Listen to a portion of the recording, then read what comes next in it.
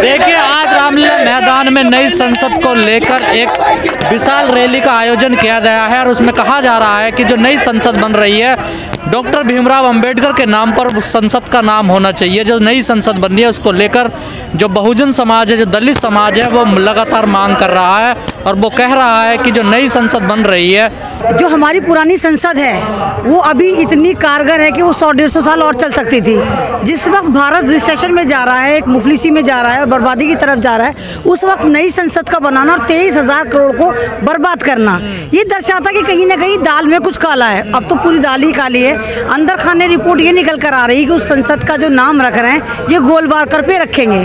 हमारी डिमांड सिर्फ मात्र जरा सी है, या तो आप संसद का नाम संसद भवन रहने दें, या अगर रख ही रहे हैं तो हम चाहते हैं कि उसका नाम भीमराव अंबेडकर पर रखा जाए। क्योंकि जब मैं अपना घर बनाती हूँ तो मैं अपने घर के बाहर अपनी नेम प्लेट लगाती हूँ, ना कि पड़ोसी देश की लगाती हूँ। तो जब संविधान जो है वो संसद भवन में चलता है, तो जिसने संविधान बनाया जाहिर सी बात है उस संसद भवन का नाम उसी के नाम पर होना चाहिए। डिमांड इतनी ज़्यादा नहीं है, लेकिन ये इतनी खतरनाक है कि आरएसएस को सांप सूंघ गया है। ये लोगों के पास जवाब ही नहीं कि क्या जवाब दें। नहीं, आपको लगता है ये काम आसान है? जिस व्यक्ति के नाम से लोग जलते हो, चिढ़ते हो। भारत में तो सांस लेना भी आसान नहीं है, अपनी पहचान बताना भी आसान नहीं है, दलित होना भी आसान नहीं है, मुसलमान होना भी आसान नहीं है। हर काम भारत में बहुत मुश्किल है और हमें उम्मीद है अगर हम इस मिशन पे लग गए तो कामयाबी मिलेगी। अगर बाबा साहब की कहीं स्टैचू मूर्ति लगा दी जाती है तो उसको रात को तोड़ के चले जाते हैं। ये तो संसद का नाम है, देश की संसद का नाम, कैसे पॉसिबल लगता है आपको? नहीं तो आतंकवादियों का जो ग्रोह है जाहिर सी बात है उनको तो जरा सा भी इस बात पे दर्द नहीं आएगा ना कि कोई इंसानियत की बात करे, कोई संविधान की बात करे।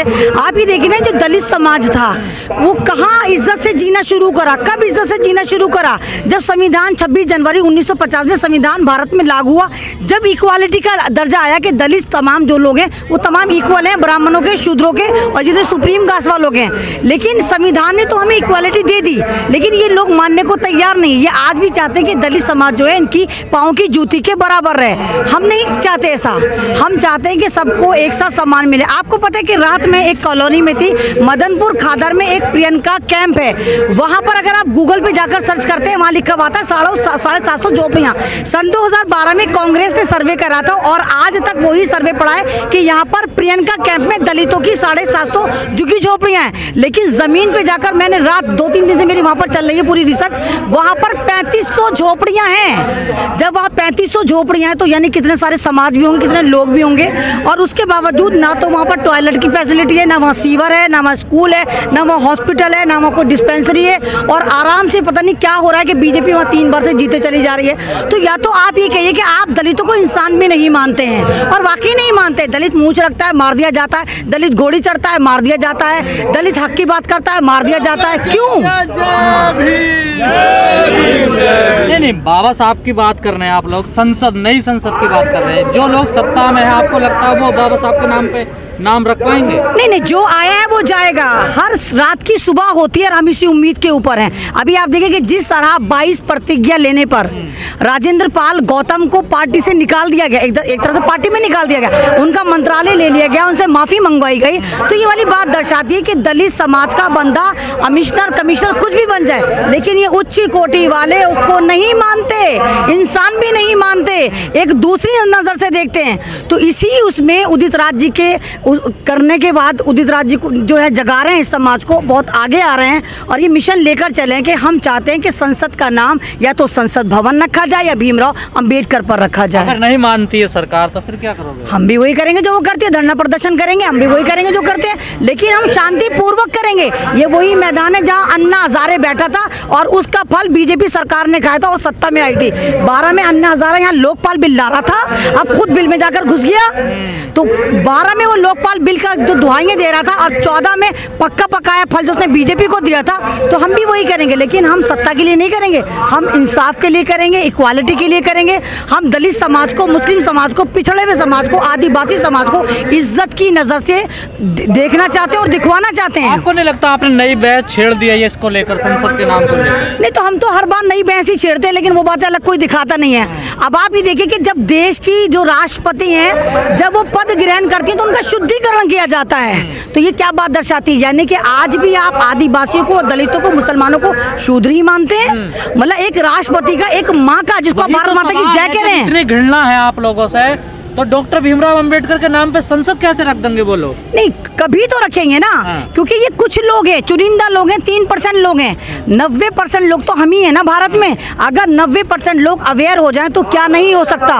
ये तो छोटी सी डिमांड है। हम कह रहे हैं हमारे घर पे हमारी नेम प्लेट लगा दो, इतना बड़ा मैटर तो नहीं है। ये हमारा घर है ना, ये संसद भवन हमारा घर है, भीमराव अंबेडकर का घर है। वहाँ क्या फायदा होगा? समाज का ही फायदा होगा, समाज इज्जत से जिएगी ना। आप ये देखिए कि आने वाले वक्त में संविधान खत्म होने वाला है। आने वाले वक्त में आरएसएस पूरी तरह भारत को कैप्चर करने वाली, जिस तरह ये नफरत की राजनीति कर रहे हैं, तीर त्रिशूल तलवार मंदिर मस्जिद पे पॉलिटिक्स कर रहे हैं, उसको लगामे लगेंगी। आपको क्यों लगता है संविधान खत्म कर रहे हैं ये? आपको नहीं लगता कि संविधान खत्म कर रहा है? अगर आज संविधान सब कुछ चंगा सी होता, ये सारे बेवकूफ लोग हैं जो यहाँ पर आ रहे हैं, ये धरना प्रदर्शन क्यों कर रहे हैं? ये अपने घरों से क्यों आ रहे हैं? धूप में आ रहे हैं, न मालूम कहाँ से आ रहे हैं, क्योंकि ये परेशान है, जनता परेशान है, रोजगार से परेशान है, आप तालीम से परेशान है, इक्वालिटी से परेशान है, हमें हमारी हिस्सेदारी नहीं मिल रही, उससे परेशान है। तो ये तमाम लोग परेशान हैं। इसके साथ साथ आपकी बेरोजगारी का मुद्दा भी है, निजीकरण भी है। निजीकरण का भी मुद्दा है। हम लोग जितने, हमें उतनी हिस्सेदारी मिलनी चाहिए। हम लोग आए हैं यहाँ पर रामलीला मैदान में अपने हक और लड़ाई के लिए। और यहाँ पर हम लोग जो संसद भवन नया बन रहा है उसका नामकरण डॉक्टर भीमराव अंबेडकर के नाम पर हो, यही निजीकरण के खिलाफ में हम लोग हैं। जो सरकार की जो संपत्तियां है निजीकरण करने जा रही है। लगता है सर ये आसान है काम जो आप लोगों ने छेड़ दिया है, नई संसद का नाम डॉक्टर भीमराव अंबेडकर। हम लोग तो चाहते हैं कि डॉक्टर भीमराव अंबेडकर के नाम से हो, इसलिए कि उन्होंने संविधान का लिखने के काम किया। उन्होंने देश के सर उनकी एक मूर्ति से लोगों को दिक्कत हो जाती है, तो संसद का नाम है, कैसे रख पाएंगे सर? देखिए कहीं एक मूर्ति लगती है तो उसे भी तोड़ दिया जाता है। तोड़ दिया जाता है, लेकिन हम लोग उनके कारनामों को आगे तक बढ़ाएंगे। हम लोग जितना शक्ति होगा हम लोग के अंदर, उसको हम लोग बाबा साहब का आगे हम लोग बढ़ा कर सर बाबा साहब के विचारों, सर बाबा साहब के नाम से इतने लोग नफरत करते हैं, आप कह रहे हैं संसद का नाम रखिए सर, कैसे पॉसिबल होगा ये? बिल्कुल है, हम लोग उनके अनुयायी है और संसद भवन का नाम बाबा साहब के नाम पर होना ही चाहिए। अगर नहीं हुआ तो इससे भी बड़ा आंदोलन हम लोग कर सकते हैं। नहीं हुआ तो और आंदोलन और बढ़िया आंदोलन होगी। इससे फायदा क्या होगा दलित समाज का? दलित समाज के वो बहुत क्या कहते हैं, समाज को सुधारक थे बाबा साहब भीमराव अंबेडकर। सम्माननीय है और क्या कहते हैं, जो संविधान की रचना करता है, पूरे भारतीय संविधान की रचना करता है, उनको अगर सम्मान नहीं मिले तो जिस हिसाब से आज देश में हालात बने हुए हैं, उस हिसाब से SC ST OBC को आज एक मंच पे आ जाना चाहिए। कैसे हालात बने हुए हैं?